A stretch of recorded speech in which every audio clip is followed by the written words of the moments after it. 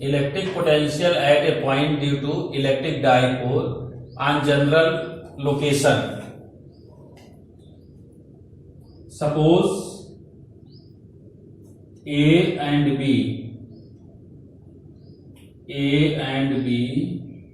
consist of minus Q and plus Q charge is known as the electric dipole. At any point, let us consider at any point P,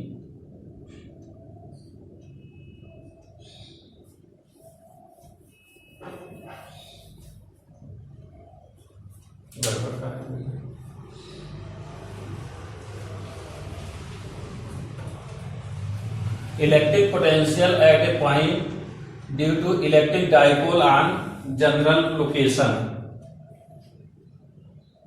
Consider A and B consist of minus Q and plus Q charge is known as the electric dipole. Suppose a point P, to determine the electric potential at point P, इसकी distance minus Q charge से R1 plus Q charge से R2 है। Mid point वो है, O से distance small r, distance 2L effective length A and B के बीच की distance है। तो एक पॉइंट P है जहां पर आपको इलेक्ट्रिक पोटेंशियल की वैल्यू फाइंड करना है। इसी को हम बोलते हैं जनरल लोकेशन। मींस ना तो पॉइंट एक्सिस में है और ना तो पॉइंट परपेंडिकुलर में है, जो आप पढ़ चुके हैं दो केस। तो suppose the electric potential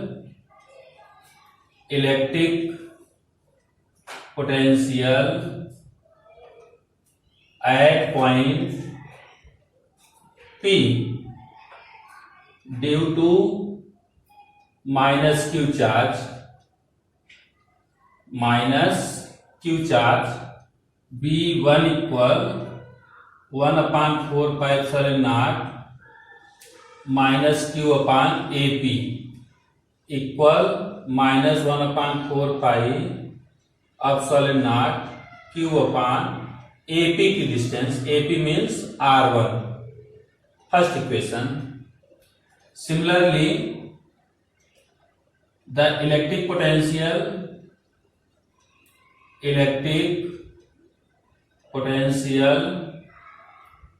at point P due two plus Q charge से V2 equal 1/4 pi epsilon naught Q upon BP equal 1/4 pi epsilon naught Q upon R2, equation number second. Therefore, total electric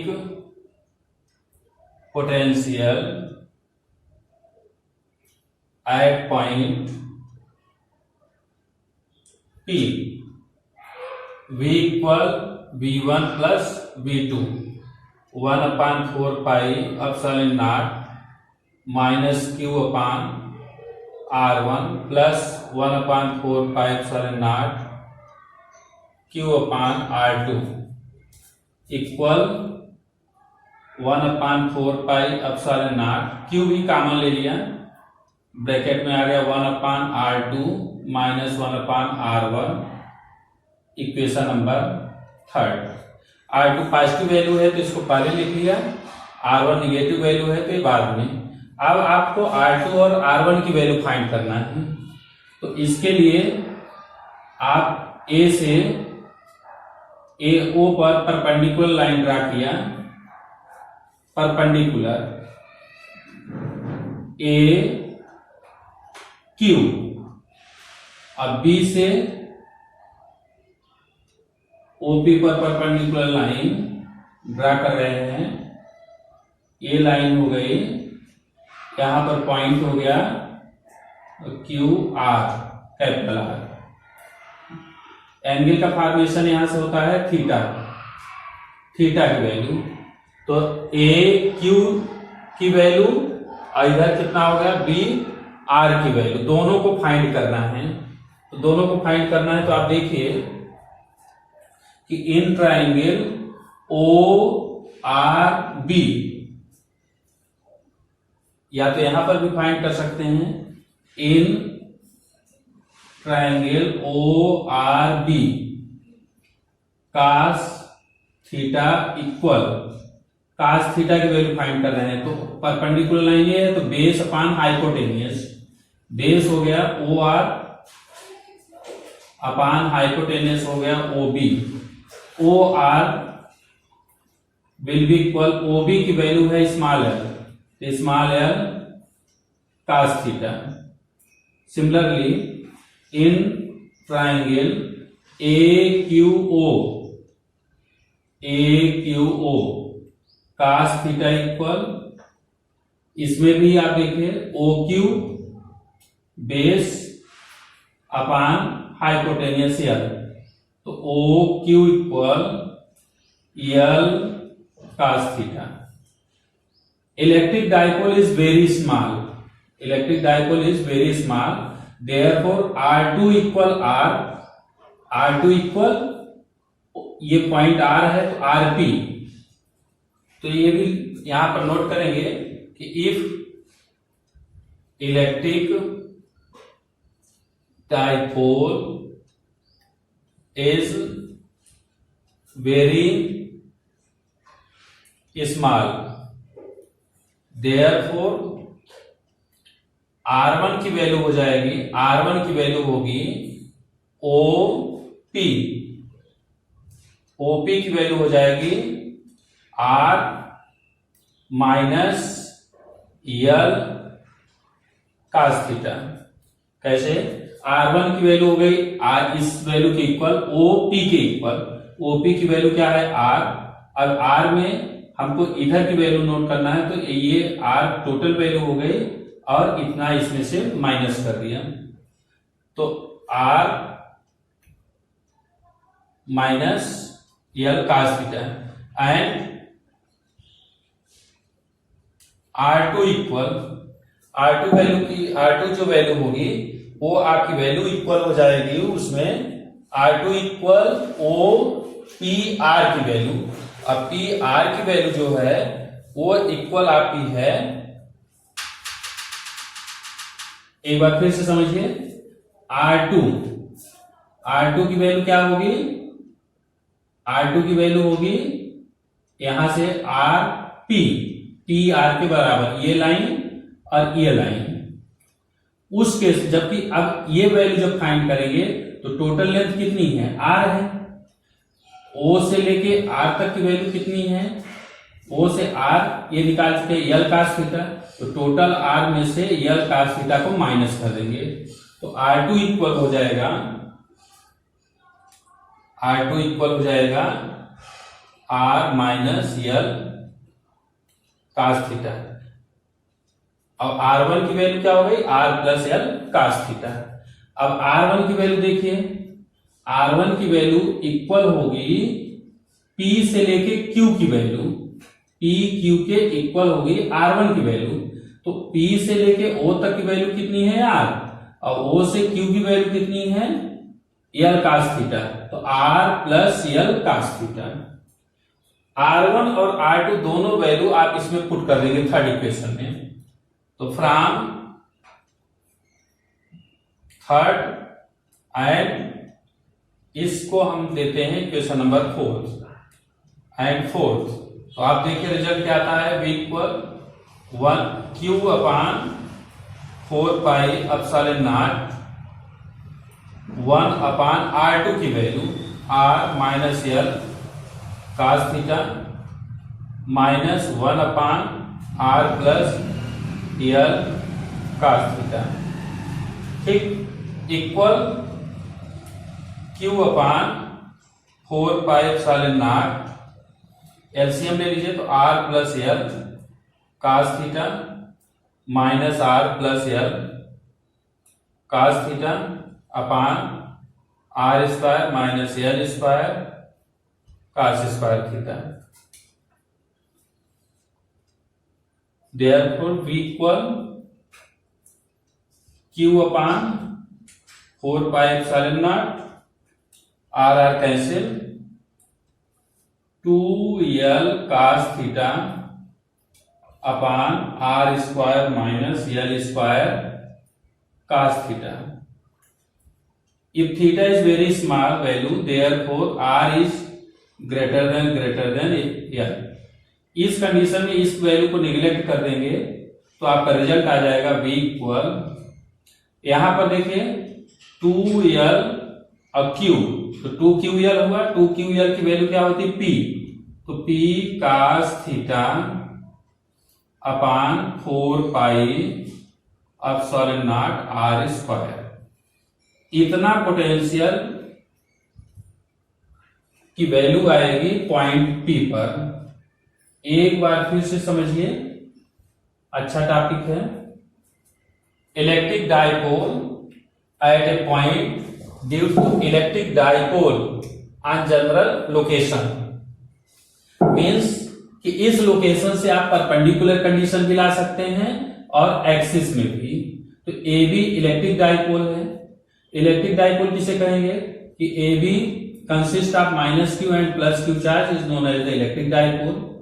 यहां से mid point से O point से R distance पर, small R distance पर एक point P है जहां पर आपको इलेक्ट्रिक पोटेंशियल को फाइंड करना है।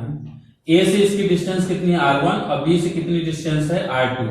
यहां से डायरेक्ट वैल्यू आप कैलकुलेट करते हैं तो v1 इक्वल आ गया 1/4 पाई epsilon not minus q upon AP. AP की वैल्यू किसके इक्वल है r1 के। सिमिलरली v2 इक्वल आ गया 1/4 पाई epsilon not q upon vp equal 1/4 pi epsilon not q upon r2। Total potential का रिजल्ट आ गया q upon 4 pi epsilon not 1/r2 minus 1/r1। हमको r2 और r1 की value को find करना है।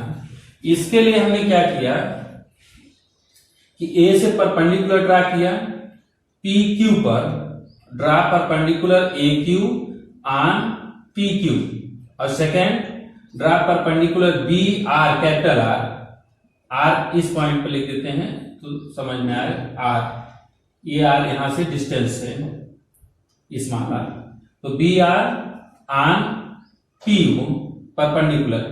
तो परपेंडिकुलर के बाद हमने क्या फाइंड किया, इस वैल्यू को फाइंड किया OR के बीच की डिस्टेंस कितनी होगी, तो cos theta equal OR upon OB, OR equal L cos theta.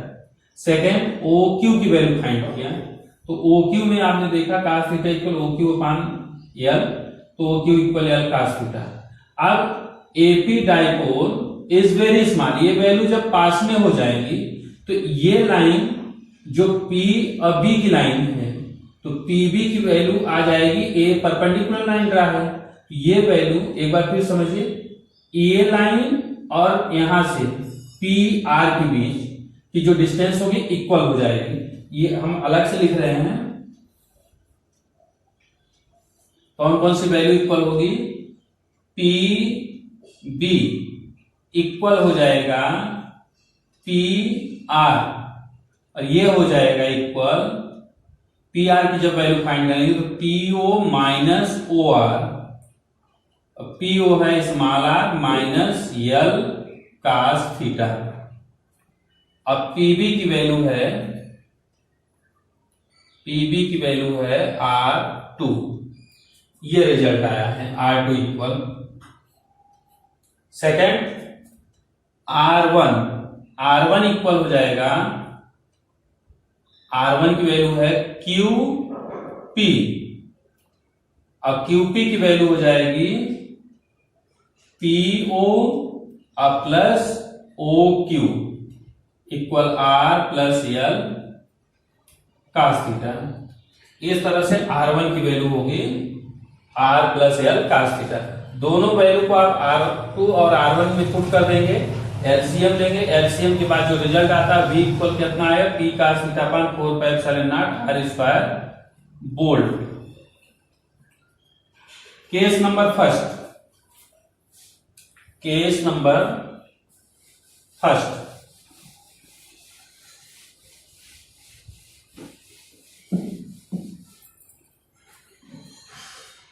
Case first में if point P placed on axis of electric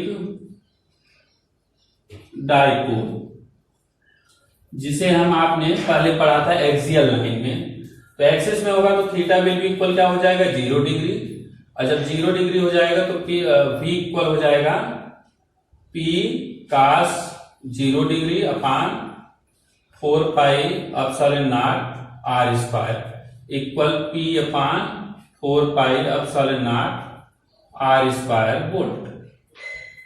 case second, if point P placed perpendicular on the electric dipole, जिसे आपने equatorial position कहा था, तो if theta will be equal क्या होगा 90 degree, तो V equal क्या होगा P cos 90 upon 4 pi epsilon not R square equal 0। तो इक्वेटोरियल पोजीशन में क्या होता है वैल्यू 0 आती है। अब एक्सियल लाइन में जो वैल्यू आएगी इसकी, एक्सियल लाइन में उसमें क्या आ जाएगी आपके P upon 4 pi epsilon not R square, किस कंडीशन में एक्सियल लाइन में, एक्सियल ऐसे भी लिख सकते हैं एक्सियल ऑफ इलेक्ट्रिक डाइपोल। तो ये दो इसमें केस हो जाएंगे।